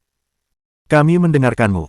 Ini operasi yang sangat besar dan semua orang harus memastikan segala kemungkinan yang tidak diinginkan harus segera diisolasi. Kepala Biro berkata dengan nada serius, terutama berita, sama sekali tidak boleh ada kebocoran. Semua orang harus tahu apa yang akan terjadi jika tidak. Kalian semua harus mengerti bahwa ini bukan sesuatu yang bisa diselesaikan dengan uang. Ketika Kepala Biro menyebutkan hal itu, semua orang langsung bergidik tanpa sadar. Banyak orang mulai berbisik satu sama lain. Saya selalu merasa bahwa kita menari di ujung bilah pisau, semoga Tuhan memberkati kita agar tidak terjadi kecelakaan. Kalau tidak, si bocah Hong Dali itu akan menjungkir-balikan keadaan surgawi kita. Itu benar, setiap kali saya membayangkan dia dan malaikat kesialan bekerja sama, merinding, rambut saya memutih selama beberapa hari terakhir karena ini, saya harap tidak terjadi hal yang tidak terduga. Baiklah, semuanya, tenanglah dulu, selanjutnya, saya akan memberikan instruksi untuk apa yang akan terjadi selanjutnya.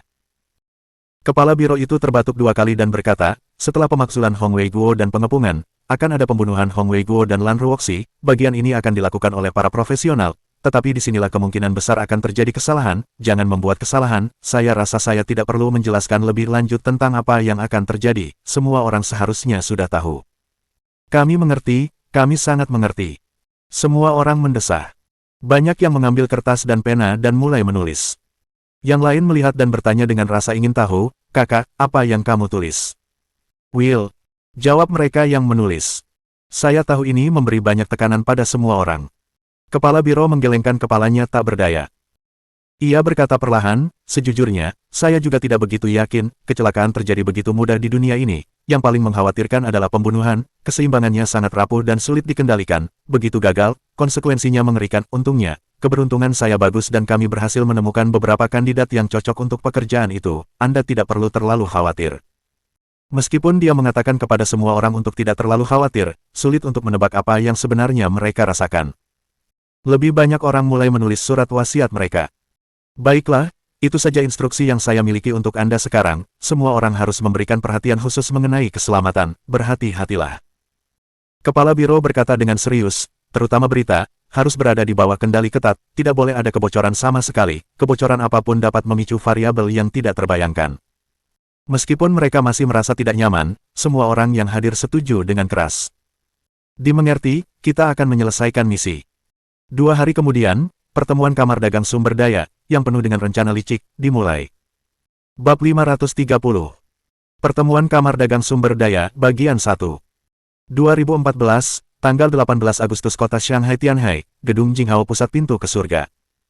Sebagai pusat kota seluruh kota Tianhai dan pusat ekonomi Asia, Gedung Jinghao tampak berbeda pada hari ini. Keamanan sangat ketat di mana-mana dan area di sekitarnya dipenuhi oleh penjaga bersenjata.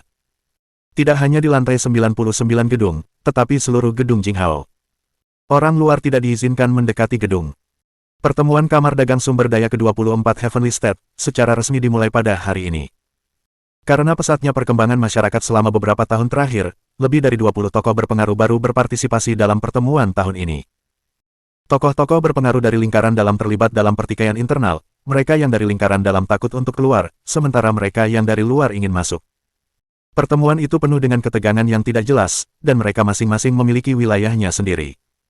Adapun keluarga Qian yang diwakili oleh Qian Guangzhou dan keluarga Hong yang diwakili oleh Hong Weiguo, kedua raksasa itu terlibat dalam pertempuran hidup dan mati. Hal itu menarik banyak perhatian. Keluarga Qian, yang bertanggung jawab atas sumber daya energi. Keluarga Hong, raksasa internet. Kedua keluarga itu tidak terbayangkan oleh orang biasa. Pada hari ini, mereka akan terlibat dalam pertempuran sungguhan, sampai salah satu dari mereka tumbang. Tidak mungkin membayangkan seperti apa pemandangan itu nantinya. Pintu surga, lantai 99. Sebelumnya, lantai ini adalah tempat berlangsungnya pertemuan kamar dagang sumber daya. Tempat ini diperiksa puluhan kali setiap hari. Sangat penting untuk memastikan tidak ada seorang pun yang memiliki perangkat komunikasi. Karena jika sesuatu yang terjadi di sana bocor, itu dapat memengaruhi seluruh distrik komersial. Pada hari ini, di lantai 99 pintu surga, pusat konvensi internasional, secara resmi dibuka. Hong Tua, banyak hal akan terjadi di pertemuan hari ini, berhati-hatilah. Dalam perjalanan ke pusat konvensi internasional, Liu Yui berkata dengan suara berat kepada Hong Weiguo, saya mendapat berita dari orang dalam, Qian Guangzhou bermaksud untuk mendakwa Anda hari ini, jangan terlalu memperhatikannya. Aku tahu. Hong Weiguo tersenyum dan menjawab, Liu Tua, Tai Tua, jika aku benar-benar dimaksudkan, kalian berdua. Jangan khawatir tentang kami. Mo Tai tersenyum. Kami bertiga sudah menjadi sahabat karib, jika mereka berani melakukan apapun padamu. Tidak mungkin aku dan Liu Tua bisa lolos, satu untuk semua untuk satu, paling-paling, kita semua akan mati bersama, dan terlahir kembali sebagai pahlawan 18 tahun kemudian. Mendengar itu, Hong Weiguo merasakan kehangatan di hatinya. Sebelumnya, ketiga keluarga itu saling berseteru di internet. Tak seorang pun dari mereka mau mengaku kalah. Namun kini, berkat putranya, Hong Dali, mereka bertiga bersatu. Setelah menghabiskan begitu banyak waktu bersama, mereka sangat setia satu sama lain. Hubungan mereka bukan hal yang bisa disepelekan.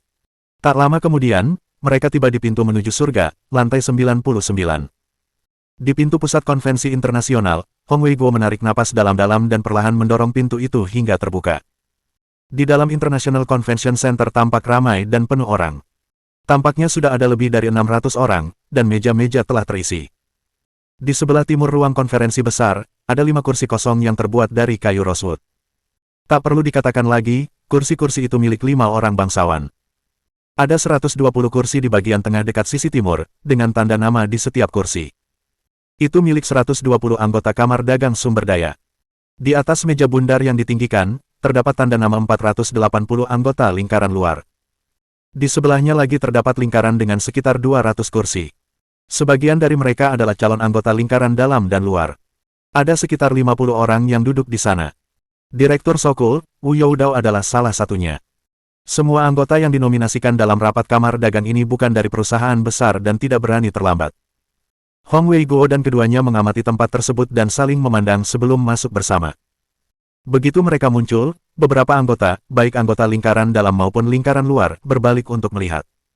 Mereka tertegun sejenak sebelum mulai berbisik di telinga masing-masing. Hong Weiguo dari Sangle ada di sini, ya, dia akan melawan keluarga Qian kali ini jelas merupakan puncak dari pertemuan ini.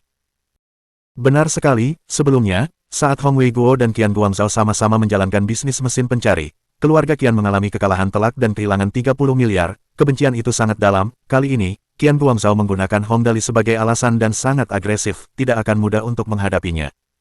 Benar sekali. Si bajingan, Hong Dali, terlalu banyak berbuat nakal. Karena terlahir di keluarga yang baik, dia seharusnya diam saja. Tapi dia mencoba-coba segala hal, dan semua yang dicobanya menjadi populer. Tidak heran orang-orang iri. Itu kemampuan yang sebenarnya, apa yang harus dilakukan, namun, jika bukan karena dia, Qian Guangzhou tidak akan mampu mengumpulkan begitu banyak orang. Orang-orang yang berdiskusi semuanya adalah anggota lingkaran luar. Bahkan jika keluarga Hong dan Qian bertarung sampai mati, anggota lingkaran luar tidak dapat melakukan apapun. Itu juga tidak akan banyak memengaruhi mereka. Mereka memiliki pola pikir untuk menonton pertunjukan yang bagus.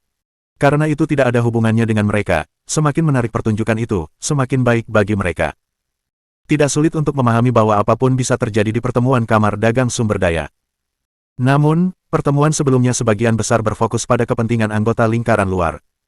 Jarang bagi anggota lingkaran dalam untuk saling bertarung.